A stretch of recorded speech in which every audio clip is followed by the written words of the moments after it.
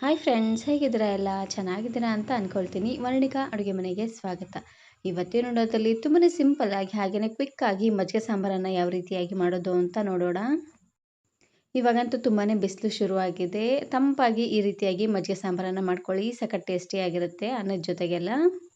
ಇದರ ಮಾಡಲಿಕ್ಕೆ ಮೊದಲು ನಾನಿಲ್ಲಿ ಒಂದು ಪ್ಯಾನಿಗೆ ಸ್ವಲ್ಪ ಎಣ್ಣೆನ ಹಾಕ್ಕೊಳ್ತಾ ಇದ್ದೀನಿ. ಒಂದು 2 ರಿಂದ 3 ಚಮಚ ಆಗುವಷ್ಟು ಎಣ್ಣೆನ ಹಾಕ್ಕೊಂಡ್ರೆ ಸಾಕಾಗುತ್ತೆ. ಎಣ್ಣೆ ಸ್ವಲ್ಪ ಬಿಸಿ ಆಗಲಿ. ಇದಕ್ಕೆ ನಾನಿಲ್ಲಿ ಅರ್ಧ ಚಮಚ ಆಗುವಷ್ಟು ಜೀರಿಗೆ ಮತ್ತು ಸಾಸಿವೆ ಎರಡನ್ನೂ ಒಟ್ಟಿಗೆ ಹಾಕ್ಕೊಳ್ತಾ ಇದ್ದೀನಿ. ಜೀರಿಗೆ ಸಾಸಿವೆ ಎಲ್ಲ ಚೆನ್ನಾಗಿ ಈ ರೀತಿಯಾಗಿ ಚಟಪಟ ಅಂತ ಸಿಡಿದಾದ್ಮೇಲೆ ಇದಕ್ಕೆ ಹಾಕ್ಕೊಳ್ಳಿಕ್ಕೆ ಅಂತ ನಾನಿಲ್ಲಿ ಹಸಿರು ಮೆಣಸಿನಕಾಯಿ ಹಾಗೆಯೇ ಕರಿಬೇವು ಸೊಪ್ಪನ್ನು ಹಾಕ್ಕೊಳ್ತಾ ಇದ್ದೀನಿ. ಹಸಿರು ಮೆಣಸಿನಕಾಯಿನ ಈ ರೀತಿಯಾಗಿ ಸಣ್ಣದಾಗಿ ಕಟ್ ಮಾಡಿ ಹಾಕ್ಕೊಳ್ತಾ ಇದ್ದೀನಿ. ಹಾಗೆಯೇ ಇದ್ರ ಜೊತೆಗೆ ಒಂದು ಗರಿ ಆಗುವಷ್ಟು ಕರಿಬೇವು ಸೊಪ್ಪನ್ನು ಹಾಕ್ಕೊಳ್ತಾ ಇದ್ದೀನಿ. ಮಜ್ಜಿಗೆ ಸಾಂಬಾರು ಸ್ವಲ್ಪ ಖಾರವಾಗಿದ್ದರೆ ಚೆನ್ನಾಗಿರುತ್ತೆ ನೋಡಿ. ಹಾಗಾಗಿ ನಾನಿಲ್ಲಿ ಖಾರವಾಗಿರುವಂತಹ 2 ಹಸಿರು ಮೆಣಸಿನಕಾಯಿನ ಹಾಕ್ಕೊಂಡಿದ್ದೀನಿ. ಹಾಗೆಯೇ ಇದ್ರ ಜೊತೆಗೆ ಅರ್ಧ ಚಮಚ ಆಗುವಷ್ಟು ಶುಂಠಿ ಹಾಗೆಯೇ ಬೆಳ್ಳುಳ್ಳಿ ಪೇಸ್ಟನ್ನು ಹಾಕ್ಕೊಳ್ತಾ ಇದ್ದೀನಿ. ಶುಂಠಿ ಬೆಳ್ಳುಳ್ಳಿನ ಕುಟ್ಟೋ ಕಲ್ಲಲ್ಲಿ ಹಾಕ್ಕೊಂಡು ಚೆನ್ನಾಗಿ ಇದನ್ನು ಕುಟ್ಕೊಂಡು ಹಾಕ್ಕೊಳ್ಳಿ. ಫ್ಲೇವರ್ ತುಂಬಾ ಚೆನ್ನಾಗಿ ಬರುತ್ತೆ. ಇವಾಗ ಹಸಿರು ಮೆಣಸಿನಕಾಯಿ ಎಲ್ಲ ಖಾರ ಬಿಟ್ಕೊಳ್ಬೇಕು. ಹಾಗೆಯೇ ಶುಂಠಿ ಬೆಳ್ಳುಳ್ಳಿಯಲ್ಲಿರುವಂಥ ಹಸಿ ವಾಸನೆ ಎಲ್ಲ ಪೂರ್ತಿಯಾಗಿ ಹೋಗಬೇಕು ನೋಡಿ. ಅಲ್ಲಿವರೆಗೂ ಚೆನ್ನಾಗಿ ಇದನ್ನು ಫ್ರೈ ಮಾಡ್ಕೊಂಡು ತಗೊಳ್ಬೇಕು. ನಾನು ಇದೇ ರೀತಿ ಬಹಳಷ್ಟು ವೆರೈಟಿ ಆಗಿರುವಂತಹ ಸಾಂಬಾರ್ ರೆಸಿಪೀಸ್ನ ಅಪ್ಲೋಡ್ ಮಾಡಿದ್ದೀನಿ. ವಿಡಿಯೋ ನೋಡಿಲ್ಲ ಅಂದರೆ ಈ ವಿಡಿಯೋ ಕೊನೆಯಲ್ಲಿ ಹಾಕಿರ್ತೀನಿ ನೋಡಿ, ಚೆಕ್ ಮಾಡಿ. ನೋಡಿ, ಇದರಲ್ಲಿರುವಂಥ ಹಸಿ ವಾಸನೆ ಎಲ್ಲ ಪೂರ್ತಿಯಾಗಿ ಹೋಗಾದ್ಮೇಲೆ ಇದಕ್ಕೆ ನಾನಿಲ್ಲಿ ರುಚಿಗೆ ತಕ್ಕಷ್ಟು ಉಪ್ಪು ಹಾಗೆಯೇ 1/4 ಚಮಚ ಆಗುವಷ್ಟು ಅರಿಶಿನ ಪುಡಿನ ಹಾಕ್ಕೊಳ್ತಾ ಇದ್ದೀನಿ. ಅರಿಶಿನ ಪುಡಿ ಹಾಗೆಯೇ ಉಪ್ಪನ್ನು ಹಾಕ್ಕೊಂಡು ಚೆನ್ನಾಗಿ ಇದನ್ನು ಈ ರೀತಿಯಾಗಿ ಮಿಕ್ಸ್ ಮಾಡಿಕೊಂಡು ಇವಾಗ ಗ್ಯಾಸನ್ನು ಆಫ್ ಮಾಡ್ಕೊಳ್ತಾ ಇದ್ದೀನಿ. ಮಾಡಿಟ್ಟಿರುವಂಥ ಹುಳಿ ಎಲ್ಲ ಸ್ವಲ್ಪ ತಣ್ಣಗಾಗಲಿ ಅಷ್ಟರಲ್ಲಿ ನಾನಿವಾಗ ಮಜ್ಜಿಗೆನ ಮಾಡ್ಕೊಳ್ತಾ ಇದ್ದೀನಿ.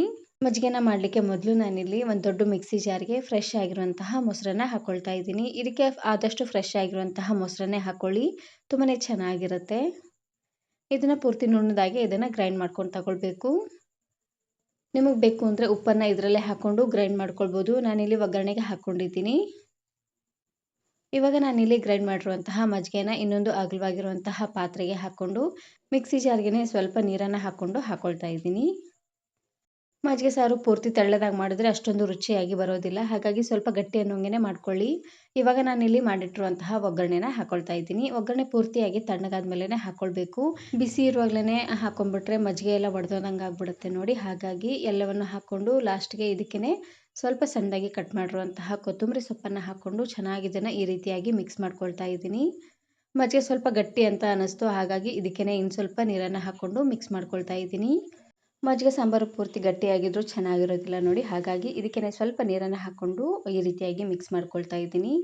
ರುಚಿ ನೋಡಿ ಉಪ್ಪೇನಾದರೂ ಕಡಿಮೆ ಅಂತ ಅನಿಸಿದ್ರೆ ಇನ್ನು ಸ್ವಲ್ಪ ಉಪ್ಪನ್ನು ಹಾಕ್ಕೊಂಡು ಚೆನ್ನಾಗಿ ಇದನ್ನು ಮಿಕ್ಸ್ ಮಾಡ್ಕೊಂಡು ತಗೊಳ್ಳಿ.